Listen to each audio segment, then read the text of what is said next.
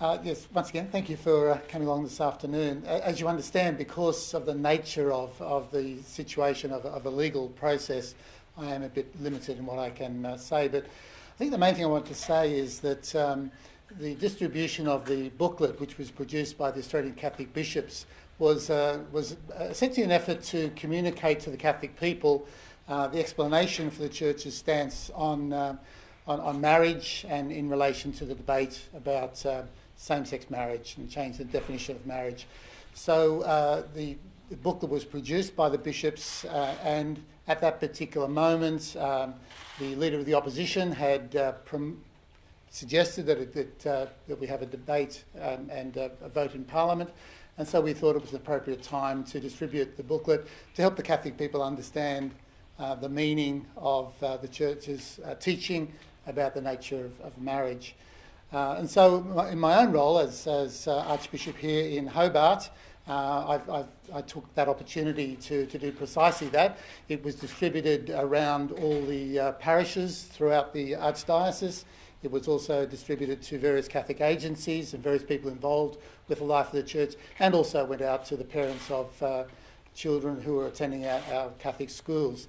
Can I say very clearly, it was never the intent of the document nor of myself to in any way cause any distress for people. I realise there are people who are in situations that are highly sensitive and can feel hurt, but it was never the intention that we wanted to cause hurt or distress, cause any humiliation or insult.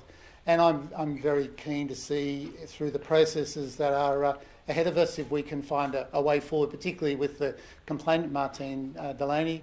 I'm very happy if we can arrange to meet through the offices of the Commission for Anti-Discrimination, that we might sit down and talk and see if we can find a resolution. But certainly there was never an intent to cause distress or cause a sense of being insulted or humiliated by the distribution of the statement. What would you say to Martine if you got to sit down with her? I'd be very pleased to talk with her, because I'd like to be able to say to her that firstly there was no intent on our part at all to cause any personal distress.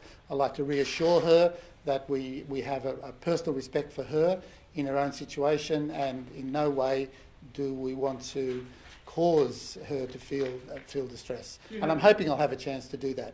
Do you have any concerns about the implications of this decision that you do have a case to answer, and I guess going forward about any potential findings that might come in terms of the Church's ability to explain its teachings to its own people or to the wider community?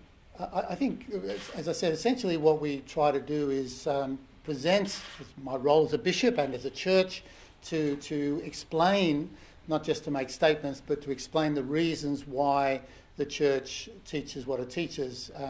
We do that as a service to our own Catholic people, but we also want to offer it as a general service to society. So I'm hoping through this whole process that this will be understood, and we'll be able to continue to do this.